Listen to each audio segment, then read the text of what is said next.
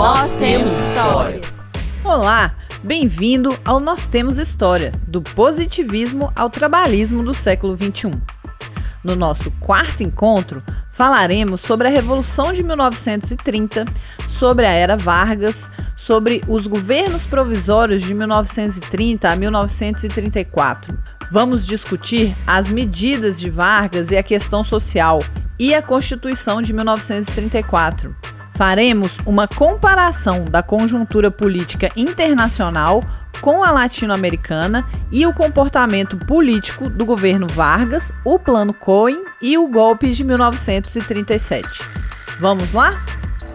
Nós Temos História. Olá, amigos! Olá, professor Francisco! Olá, professor Wendel! Mais uma vez aqui, estamos nos encontrando para falar um pouco agora sobre Vargas, a Revolução de 30. Já falamos um pouco aqui de República Velha, positivismo, e agora vamos falar, enfim, da Revolução de 30.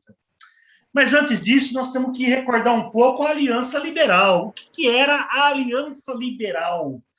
A aliança formada pelos estados do Rio Grande do Sul, Minas Gerais e Paraíba. Era uma aliança para pôr fim à política café com leite. E a política café com leite, nesse episódio aqui, estava com a vez de São Paulo passando por cima de Minas Gerais. Você sabe que eu sou paulista, e uma das tradições de São Paulo é acordar cedo e ir na padaria. Aí a gente pede um pão na chapa e a gente pede um pingado. Você sabe o que é pingado, Francisco? Sei sim. O pingado é um cafezinho com um pouquinho de leite, um pinguinho de leite. E você, Wendel, já tomou pingado em São Paulo, Wendel? Oh, não tomei ainda não. Pois é, essa era a tradição, a política café com leite. A Aliança Liberal foi disputar as eleições de 1930. É óbvio que a fraude eleitoral era uma prática nessa época. Tanto que a Aliança Liberal defendia justiça eleitoral, voto secreto, uma série de medidas para moralizar a questão das eleições. E, evidentemente, que Júlio Prestes ganha as eleições. Mas aí na fraude, né? Na fraude. É obviamente que isso desagradou muito a Aliança Liberal. Mas teve um fato que desencadeou a Revolução de 30, que foi a morte de João Pessoa. Mas a morte de João Pessoa não foi por um fator político, mas foi por uma questão pessoal de João Pessoa. Na verdade, o seu desafeto João Dantas deu vazão a cartas íntimas de João Pessoa, o que o deixou revoltado. João Pessoa, com a sua honra ferida, foi buscar a justiça e é morto em Recife, Pernambuco. A morte de João Pessoa desencadeou a Revolução de 30. Foi estupim da Revolução de 30. E aí, Getúlio convida Prestes para liderar a Revolução de 30, Prestes se nega a liderar a Revolução de 30, e ele, Getúlio Vargas, lidera a Revolução de 30. E aí, no dia 24 de outubro de 1930, o presidente Washington Luiz foi deposto. Uma junta militar assume provisoriamente o governo durante 10 dias, até chegar a vez de Getúlio Vargas, por fim, a República Velha, e assumir o governo do Brasil. Se inicia aí a grande Era Vargas. A Era Vargas tinha como um dos principais objetivos a agenda social. Vamos lembrar aqui que a República Velha, a República Velha ela é declarada em 1889, que é uma reação à assinatura da Lei Áurea de 1888. Então ela vem com toda a tradição da política escravocrata, ela já nasce velha devido a esta tradição. Qual que é um dos primeiros fatos que Getúlio Vargas, à frente do governo brasileiro, toma? No dia 26 de novembro de 1930, ele cria o Ministério do Trabalho, Indústria e Comércio. Quem que foi o primeiro-ministro do Trabalho, o professor Wendel Pinheiro? Você lembra quem que foi o primeiro-ministro do Trabalho? É um cara que morava aqui próximo, na Grande Porto Alegre, que é oriundo de São Leopoldo, Lindolfo Collor. né? Lindolfo Collor, que daria a gênese, infelizmente, a uma pessoa de não muita boa lembrança chamada Fernando Collor. Pois é. E, professor Francisco, o senhor sabe que as grandes medidas de Getúlio Vargas na criação do Ministério do Trabalho, ela nos dá grandes conceituações, que até então era ignorada pelo Brasil. Uma das primeiras conceituações que o Ministério do Trabalho aplica é a conceituação da mais-valia. O que é a mais-valia? É um conceito criado pelo alemão Karl Marx. Para entender a questão da mais-valia, é necessário realizar um trabalho de rememoração. O que é a mais-valia? É o tempo de trabalho que você vende para a produção. Aí eu lhe pergunto, essa conceituação, como é que é calculado hoje a mais-valia no Uber? Você trabalha 12 horas por dia no Uber, vendendo a sua força de trabalho para ganhar o seu ganha-pão. Só que é uma nova forma de escravidão, que não tem direitos sociais, ultrapassa a jornada de 8 horas por dia. Mas o Uber é o empreendedorismo do século XXI. Olha como a escravidão volta agora de uma forma moderna. Então, Getúlio Vargas, com a criação do Ministério do Trabalho, ele conceitua a mais-valia. Mas Marx vai além. O que é o trabalho para Karl Marx? O processo pelo qual o ser humano utiliza-se de sua força para controlar e modificar a natureza, apropriando-se dos seus recursos para produzir meios de satisfazer as suas necessidades. Ao produto desse trabalho, Marx se refere como valor de uso. O que é o capital para Marx? É o meio de produção monopolizado por certa parte da sociedade, em que a força de trabalho humana é um produto, é a condição de trabalho, são independentes. Desta forma, a força de trabalho, que é, portanto, o capital, aparece cada vez mais como uma força social, cujo agente é o capitalismo. Ora, nós, professor Francisco, nos transformamos num produto, vendendo a nossa força de trabalho. Nós não somos seres humanos, somos apenas um produto na engrenagem capitalista. E o Ministério do Trabalho vai regular esta relação de capital e trabalho, só que ajudando os mais fracos nessa relação. Porque os mais fortes não precisam de ajuda, eles têm a força do capital, eles controlam os meios de produção. Então, uma das grandes inovações que põe fim à República Velha e começa a Era Vargas é a criação do Ministério do Trabalho, que, de uma certa forma, é a verdadeira abolição da escravatura, que era um dos grandes ideais da República Velha. Mas Vargas fez muito mais. As ações sociais do governo Vargas são enormes. Além da criação do Ministério do Trabalho, Indústria e Comércio em 1930, ele cria em 1930 também o Ministério da Educação e da Saúde Pública. Veja, professor Francisco, que um país do tamanho do Brasil, continental, não tinha Ministério de Educação e nem de Saúde. Não era questão de Estado, a saúde pública, a questão da educação.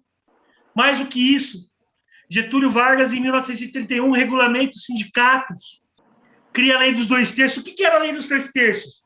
Era garantir que o trabalhador brasileiro tivesse espaço nas empresas brasileiras, à frente da grande imigração que a gente tinha aqui no Brasil.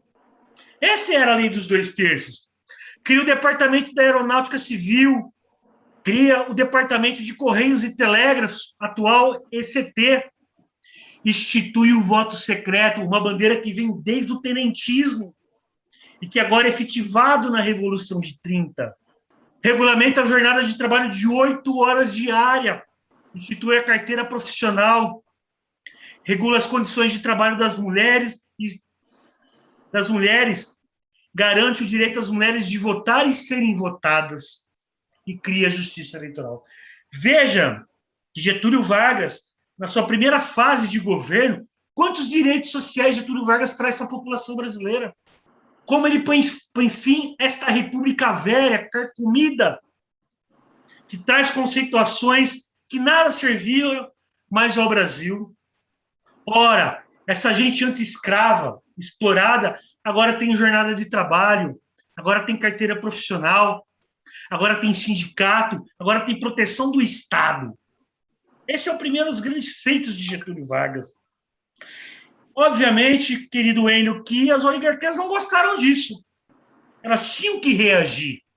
Onde já se viu, Getúlio Vargas põe fim à República Velha, dá direitos a essa ninguém-dade, mas nossa elite, professor Francisco, ela sempre se esconde atrás de cortinas de fumaça, de subterfúgios, de argumentos e de bandeiras que elas mesmas não defendem. E aí vem a Contra-Revolução de 1932, que é denominada Revolução Constitucionalista. Ora, os barões do café, das oligarquias paulistas, dos senhores de escravo, vão defender a Constituição, professor Enio? Eles defendem a Constituição, Enio? Os barões do café de São Paulo? Não. Pelo contrário, eles querem voltar à ordem anterior vigente. Como eles foram golpeados, na verdade, eles vão ficar de biquinho feio, né? Com aquela famosa expressão popular que a gente não vai falar aqui em respeito à audiência, mas todo mundo sabe como é que eles ficaram, né? Eles ficaram aquele gesto, boladinho, não sei o quê, e aí eles tentaram fazer a contra-reação, né? Só que é aquele negócio, né? Os caras vieram com uma coisa, só que eles não imaginaram o tamanho da trolha. Aí o resto da história tu pode mencionar para a turma. Olha, professor Francisco, eu quero aqui nomear 5 características que a elite de São Paulo possuía e possui, e que é o pensamento da elite brasileira até os dias de hoje. A primeira característica da elite brasileira, ela é escravocrata. Elas são herdeiras dos senhores de escravo. Além de escravocratas, são antipátrias. Jamais a elite brasileira lutou pelos interesses nacionais, como dizia Leonel Brizola. Elas são subordinadas aos interesses internacionais. É uma elite do saque. Ela vive às custas do saque do Estado brasileiro, de privilégios. Ela é violenta. Ela foi para a guerra em 32 para derrubar Vargas. Ela levou Getúlio ao suicídio depois. Ela não titubeou em pegar armas em 64. Ela deu o golpe em Dilma em 2016. Ela não tem nada de pacifista, ela é extremamente violenta. E ela é falsa moralista. Todo o discurso que eles usaram contra o trabalhismo, seja contra Vargas, contra Jango, eles usam nos dias atuais. Se autoproclamam limpinhos, detergentes da história, mas são extremamente corruptas. E esse falso moralismo de defender uma constituinte, ora, era a verdadeira contra-revolução. Getúlio ganha e se impõe como presidente. Qual que é a reação da elite paulista depois de perder a tal revolução constitucionalista? Eles percebiam que era preciso inovar e ganhar as almas e os corações através da intelectualidade. Você sabe qual que é a maior reação da elite paulista, professor Francisco, depois que eles perdem a Revolução de 32? É criarem a USP, que depois da sua criação é um dos maiores antros intelectuais antitrabalhistas do país. A Universidade de São Paulo, que tem uma folha corrida importante, tem trabalhos importantes, não vamos aqui dizer que a USP não é importante, mas a USP é o maior foco antivarguista do Brasil. E é através da catequese antitrabalhista, antivarguista, desde a sua criação em 1934, que é uma criação patrocinada pelo empresariado de São Paulo e pelo Estado de São Paulo, esse jornal da família Mesquita, ela vem doutrinando gerações e gerações de paulistas contra Vargas, contra o trabalhismo. Muitas das vezes transvestidas até de esquerda, porque parte da USP engrossou partidos de esquerda. partidos de esquerda antigetulistas. Na verdade, a USP inaugura uma guerra surda contra o trabalhismo brasileiro. Esta é a reação das elites. Mas, querido Wendel, professor Wendel, teve a Revolução Constitucionalista de 32, que não era uma revolução constitucionalista, era uma contra-revolução. Mas Vargas cria a Constituição em 34. Me diga como é que foi a Constituição de 34, professor Wendel. Na verdade, vamos sintetizar e colocar no papo reto para os nossos ouvintes, para quem nos assiste. A realidade foi a seguinte: foi a primeira Constituição onde você tinha bancadas representadas pelas mais diferentes representações da sociedade civil. Pela primeira vez na história do Brasil, tivemos a existência de uma bancada classista, composta de 40 deputados federais dos 214. Olha só, Mathiesen, para a classe trabalhadora, na Primeira República, eu prefiro utilizar a visão historiográfica de Primeira República, porque todas as concepções de nomenclatura, elas são carregadas, de certa forma, por certas idiosincrasias. Por exemplo, você tem a Reforma Protestante, é uma forma que os católicos tinham que chamar os que eram os dissidentes. Aí, por sua vez, o meio protestante, o meio evangélico, em vez de falar reforma católica, não, ele fala contra a reforma. Então, gente, eu prefiro chamar de Primeira República. Então, a forma que teve diferencial da Primeira República e que a era Vargas se caracterizou pela sua peculiaridade na nova Assembleia Constituinte foi a representação classista. Ora, na Primeira República, a representação operária era muito rara, escassa. Raramente você tinha um ou outro parlamentar que defendia a pauta dos trabalhadores, né? Desde Tenente Minhas, passando pelo Maurício Lacerda, só que, em contrapartida, muitos eram vetados por conta da Comissão Verificadora de Poderes, como a gente falou nas aulas anteriores. Em contrapartida, agora você tem uma bancada classista de 40 deputados oriundos da classe trabalhadora. Então, isso é algo singular, algo inédito dentro da própria história do Brasil republicano, ou mesmo, quiçá, da história do Brasil. Você tem uma bancada de trabalhadores que representam praticamente um quarto da representação do Congresso Nacional. Então, essa grande modalidade positiva. E, de forma inédita, a Constituição de 1934 coloca os direitos sociais como pauta da Carta Magna. Grande professor Wendel. Mas, professor Wendel, existiam tensões políticas entre a IB e a ANL. Me conte um pouco essas tensões políticas. Pois é, porque o Brasil não é uma ilha, o Brasil não é um corpo à parte, o Brasil não é formado de ETs, o Brasil está integrado ao mundo. O mundo, você já tinha um processo de radicalização, né? Depois, por exemplo, vou dar um exemplo, na Itália você tem o Mussolini, que era do Partido Socialista Italiano, há o rompimento dele com o PSI, havia conflitos entre o PSI e o PCI, e eis que ele, com os camisas negras, invade Roma e toma o poder. Quem imaginava que um cara gago, que não sabia falar porcaria nenhuma, tomasse o poder e pudesse, através do Partido Nacional Fascista, pudesse implementar um regime autoritário? Pelo conceito da Hannah Arendt, que eu particularmente não gosto muito, ela coloca o conceito de totalitarismo e ele estaria nesse conceito de um regime totalitário, né? Por um lado. Por outro lado, o Partido Comunista Alemão, o KPD, e o Partido Social Democrata Alemão, que era o trabalhismo na Alemanha, o SPD, um fica de sacanagem, o outro, desculpa a expressão, e mal essas duas correntes da esquerda ficam na brigalhada entre si, parece até uma situação no Brasil, né? Não de muita rara lembrança. E eis que nessa brigalhada a Alemanha está numa crise do caramba decorrente da Primeira Guerra Mundial, dívidas contraídas.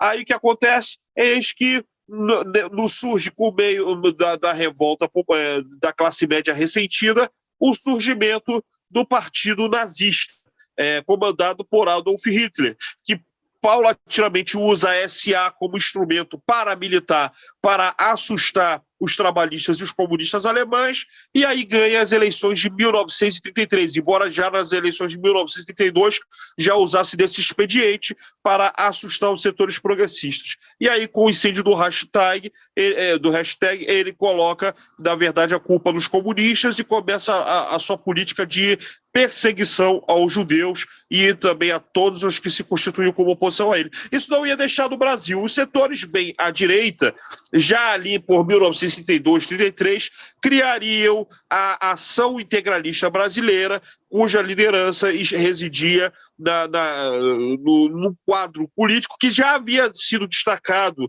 no movimento modernista, chamado Plínio Salgado, né? E aí, dentro desse processo, do outro lado, a ANL, a Aliança Nacional Libertadora, tinha como a sua principal liderança Luiz Carlos Prestes, que naquele momento, já em 1983, 1984, ele estava na União Soviética. E ali, na União Soviética, havia uma ampla discussão, né, entre qual a estratégia de ida para o Brasil. Era de uma frente popular que concentraria grandes quadros ou pelo viés revolucionário. A Frente Popular foi utilizada no Chile, só que a galera do Comitê Central começou a dar informações errôneas, falando que no Brasil o governo Vargas estava extremamente fragilizado e que poderia implementar um processo revolucionário, e eles seguiram a tese de uma liderança judia ucraniana chamada Dmitry Manuilsky, da qual deveria haver um processo revolucionário. Mas, para vocês terem uma dimensão de como a Comintern, para quem não sabe, é internacional comunista, como a Comintern não conhecia nada sobre a América Latina, eles criaram um secretariado da seção da Internacional Comunista da América Latina só no final da década de 20. Então, só para vocês terem uma ideia, a ANL, a partir de quadros pertencentes ao Partido Comunista, eles não tinham a dimensão da realidade conjuntural brasileira. E aí, dentro desse processo, a Comintern, como não sabia, eles enviaram o grupo com a presença do Luiz Carlos Prestes, da Olga Bermandário, Arthur Evers, que vieram para o Brasil. E dentro desse processo, o que acontece?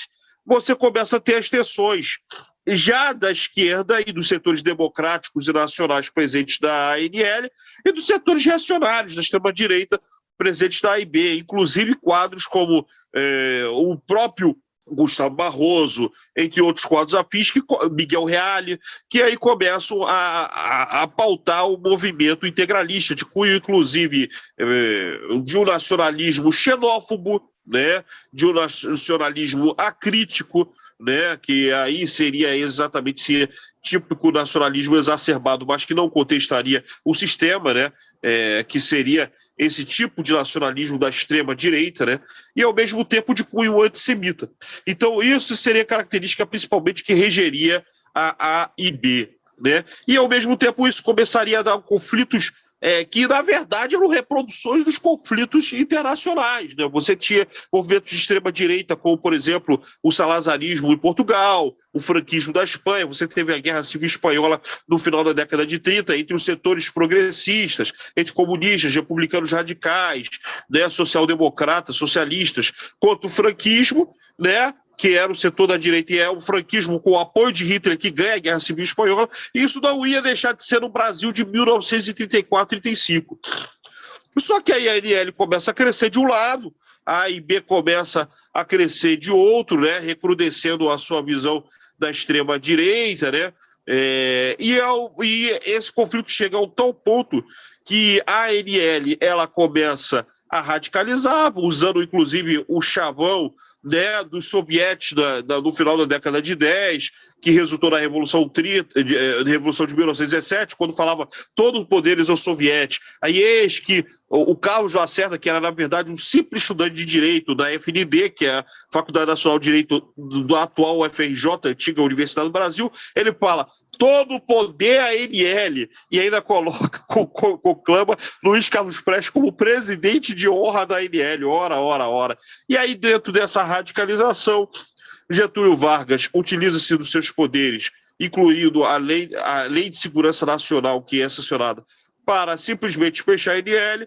a galera se antecipa e, numa tentativa de quartelada, faz o levante comunista de 1935, já no mês de novembro. Qual é a surpresa? Vargas já sabia dos movimentos dos revoltosos e pau nos caras. E foi isso que aconteceu, e prisão das principais lideranças, inclusive do casal Luiz Carlos Prestes e Olga Gutmann Benário Prestes, na Grande Meia, no Caxambi. Para quem não conhece, ou quem conhece um pouquinho, o Grande Caxambi, que fica no Grande Meia, Caxambi é próximo da Catedral da Universal, né? A Catedral da Fé, que é ali na Avenida Suburbana, atual Avenida Dom Helder Câmara. E foi a partir dali, o pau comeu, o pau cantou, né? Mãe não viu o filho chorar, e aí foi o fim da ANL, e aí foi o que aconteceu. Porque aí o processo vai ser contado pelo Francisco Forró ou pelo Henrique Matisse. Deixo na área para vocês, cruzo na área. Quero ver se vocês metem um golaço no ângulo. Agora é hora de história. Obrigado. Belo cruzamento. Eu vou tentar aqui dominar com a habilidade que eu tenho, que eu treinei, para ver se eu consigo completar. Se eu fizer o gol, tá bom. Se for no ângulo, melhor ainda, querido. Esse contexto que você colocou, Wendel, é muito bom, porque o Brasil não estava descolado do mundo. O Brasil vivia aqui também, como você bem disse, esse fantasma do comunismo. Até você citou o Carlos Lacerda, que fez escola no Rio de Janeiro, né, político do Rio, e depois se torna um sujeito de direita, conservador, apoia o golpe civil-militar em 64, e ele foi proeminente, ele já começava a dar seus primeiros passos na política naquela década de 30, quando ele ainda se colocava como um cara de esquerda, como o Mussolini também, no começo da sua carreira política, se colocava como um cara de esquerda, progressista, e que, ao fim e ao cabo, para acessar o poder, eles toparam qualquer coisa, venderam as suas almas e fizeram o que fizeram, né? O Lacerda, inclusive, a gente vai falar mais dele nos próximos podcasts. Ele teve que sair corrido do Brasil quando o Vargas se suicida, depois ele é também preterido pelos militares, ou seja, um sujeito que ficou flertando e foi muito ambicioso e quis muito poder, mas que já na década de 1930 ele ensaiava os seus primeiros passos como um ator político importante no Brasil. E ele, ao acionar o bordão dos conselhos de trabalhadores, militares e camponeses russos, né, soviéticos, um soviético é um conselho, ele, ao acionar o bordão de todo o poder aos soviéticos, um bordão do Lenin, quando eles estavam próximos de fazer o processo conhecido como Revolução Russa, de acabar com a monarquia na Rússia, ele, evidentemente, fazia essa ligação com o comunismo, que é internacionalista, essencialmente. Ou seja, que se pretendia, naquele momento, como um processo que superaria o capitalismo em todo o mundo. Partiria de alguns lugares, sem haver uma previsão dos principais teóricos do século XIX, seria o pontapé inicial, acabou acontecendo na Rússia. Os teóricos do comunismo do século XIX acreditavam que esse pontapé inicial aconteceria numa nação industrializada, como a Inglaterra, acaba acontecendo na Rússia, e o bordão dos soviéticos, portanto, se espalha pelo mundo inteiro. E é evidente, o Brasil faz parte do contexto, e assim como em quase todas as partes do mundo, sobretudo no centro do capitalismo, na Europa Ocidental, na América do Norte, mais especificamente nos Estados Unidos, houve um pavor do comunismo, do socialismo, como há até hoje. O fantasma do comunismo, fantasma do socialismo, ele é acionado por essa extrema-direita e por eventuais golpistas para justificar barbaridades. Assim, então, associado a esse fantasma do comunismo, esse fantasma do socialismo, que na época, claro, tinha muito mais lastro na realidade do que hoje, havia 20 anos da Revolução Russa, havia de fato partidos comunistas organizados por um Comintern, por um Comitê Comunista Internacional. Hoje não há mais essa organização, ou pelo menos não nessa dimensão e com essa importância, mas naquele momento havia de fato um lastro na realidade, como havia também um profundo antissemitismo, um profundo preconceito contra os judeus em todo o mundo. Evidentemente, na Alemanha, a gente acaba conhecendo o caso do nazismo e do Holocausto, do genocídio contra o povo judeu, que o Hitler, é evidente, é importante dizer, todos os nazistas alemães e nazistas pelo mundo promoveram. Então, isso não é uma coisa só do Hitler. O Hitler não inventa o antissemitismo, isso sempre esteve presente na Europa de forma latente, mas ele, então, potencializa esse antissemitismo e também junta esse antissemitismo, esse preconceito contra os judeus, o anticomunismo e, claro, um preconceito racial muito forte. Ainda que o antissemitismo tenha uma coisa que está ligada à religião judaica, mas o racismo do nazismo é muito importante ser ressaltado. Há um nazismo contra os africanos, há um nazismo contra os asiáticos, há um preconceito racial muito violento. E o Brasil não era diferente. Aqui é curioso, porque se manifesta, se a gente pode falar para quem está nos ouvindo e que vai lembrar na hora, a gente vai falar de futebol. A gente vai falar do Palestra Itália de São Paulo e do Palestra Itália de Minas Gerais. Ambos tiveram que mudar. A gente tem importantes colônias italianas, tanto em São Paulo quanto em Belo Horizonte, em Minas Gerais. Ambos os times tiveram que mudar de nome, dada o contexto de polarização que vinha antes da Primeira Guerra Mundial. Então, os italianos e os alemães no Brasil, quando depois ele entra na guerra, eles vão ser o símbolo desse antissemitismo, do nazismo e do fascismo alemão, tanto o Palestra Itália de São Paulo quanto o Palestra Itália de Minas tiveram que mudar de nome. Um chama-se Palmeiras, o outro chama-se Cruzeiro. Então, vejam, o mundo estava pegando fogo. E o que acontece aqui na década de 1930?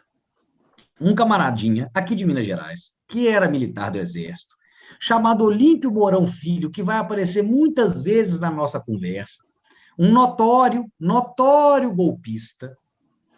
Ele, na década de 1930, ele já era um ultraconservador, ligado à Ação Integralista Brasileira, e ele era chefe do serviço secreto da Ação Integralista Brasileira. E ele trabalhava na inteligência das nossas Forças Armadas, ele era um capitão do nosso Exército. E ele entrega, então, para o Estado-Maior do Exército Brasileiro, um plano que ele havia descoberto, em tese descoberto, teoricamente descoberto, um plano de invasão do Brasil e de revolução, para desencadear uma revolução socialista, comunista. Esse plano tinha sido formulado pelo Comintern, pela Internacional Comunista, e ele previa saques, violência, queima de prédios públicos, assassinato de autoridades e todo tipo de barbaridade. Seria feito pelos comunistas. Esse plano, para ter uma cereja do bolo, além dele ser um plano comunista, ele tem um nome judeu. Então, ele potencializava o ódio dos brasileiros.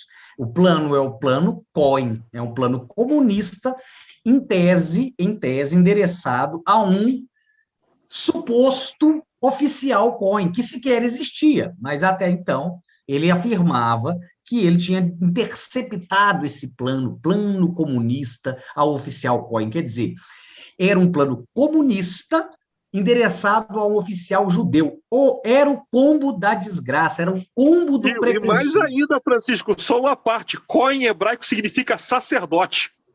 Veja bem, aí, ó, agora você melhorou a história ainda, porque, veja, o Cohen ainda significa sacerdote, quer dizer, feito de caso pensado por esse, então, capitão Olímpio Mourão Filho, aqui de Diamantina, golpista, ele que manda as tropas aqui em 64 para o Rio de Janeiro, golpista até mandar parar, foi golpista a vida inteira no Exército, participou de quase tudo que pôde. Esse Olímpio Mourão entrega, e é curioso, né, porque ele entrega lá para o Estado-Maior do Exército, cujo o chefe era o Góes Monteiro, ele entrega para o Góes Monteiro junta com o Eurico Gaspar Dutra, que seria presidente da República, como a gente já falou, a partir de 1946, e esse plano, então, é entregue a esses generais, esses comandantes, e ele é apresentado em setembro, numa reunião da alta cúpula militar do Brasil, e é apresentado não só a esses dois generais, como ao Filinto Miller, temido chefe de polícia do então Distrito Federal, Rio de Janeiro. Filinto Miller, que é acusado ao longo da história diversas vezes de tortura. As pessoas tinham medo do Filinto Miller. Ele era o chefe de polícia do Rio de Janeiro, do Distrito Federal. Então, esse plano é apresentado, então, o plano Cohen, um plano comunista, endereçado a um sacerdote judeu, e, naquele contexto, o Vargas já previndo, havia uma eleição prevista para 1938, porém já havia também movimentações para evitar essa eleição, para dar continuidade ao que era o governo constitucional, pelo menos tinha iniciado em 34, lembrando, a era Vargas, os 4 primeiros anos, de 30 a 34, é o governo provisório, de 34 até... Era para ser 38, mas o plano Cohen antecipou um pouco. 34 a 37 é o governo dito constitucional. Então, esse plano é apresentado aos chefes do nosso poder militar, apresentado depois à nação e por jornais, pelo rádio. Causa imediatamente um alvoroço na sociedade, um pavor tremendo, e o então presidente eleito, apesar de indiretamente, mas o então eleito presidente brasileiro, Getúlio Vargas, decreta o estado de guerra e interrompe, então, o processo eleitoral que haveria de acontecer em 1938. E inicia-se, do ponto de vista da efeméride, da cronologia, da data, para nós historiadores, inicia-se o que a gente convencionou chamar de Estado Novo, que é esse último e maior período da era Vargas, de 37 até 1945. Então, vejam, eu estou falando isso porque a gente acabou de ver o nosso, então, presidente, o senhor Jair Bolsonaro, discursar na ONU e dizer que estávamos à beira do socialismo. Vejam como ainda é acionado esse fantasma para justificar barbaridades, golpismos. Então, lá em 37, o plano Cohen, a gente sabe hoje, um plano forjado, o próprio Góes Monteiro falou depois que foi um plano forjado, o Olímpio Mourão Filho ficaria na geladeira no Exército um tempo, mas depois voltaria como golpista para golpear o Jango. Então, o plano Cohen foi o pretexto utilizado para o Vargas decretar o estado de guerra e nos colocar todos em estado de exceção e daí iniciar o período conhecido como Estado Novo da sua política. Beleza? Muito bem, professor Francisco, por essa aula fantástica, professor Wênio. E eu queria lembrar que, olha como é que é a propaganda. O que acontece em 1936? Com o apoio de toda a comunidade internacional, os Jogos Olímpicos, e todos vão beijar a mão de Adolf Hitler. Estou deixando aqui essa provocação para vocês verem, acusam Vargas de diversas coisas, mas se esquecem de dizer que todos os países, todos, estavam nos Jogos Olímpicos. Fica a dica aí para a reflexão. Viva os Jogos Olímpicos! Não é, amigo Wendel, não é, amigo Francisco? Estamos nos despedindo aqui. Até a próxima. Nós temos história. Esse podcast é uma produção de Partido Democrático Trabalhista, Fundação Leonel Brizola Alberto Pasqualini, Universidade Aberta Leonel Brizola e Centro de Memória Trabalhista, com o apoio do PDT de Minas Gerais. Fique ligado! Para mais informações, cursos e notícias, acesse e se inscreva no site da Universidade Aberta Leonel Brizola, www.ulb.org.br. Acesse também o canal do Centro de Memória Trabalhista.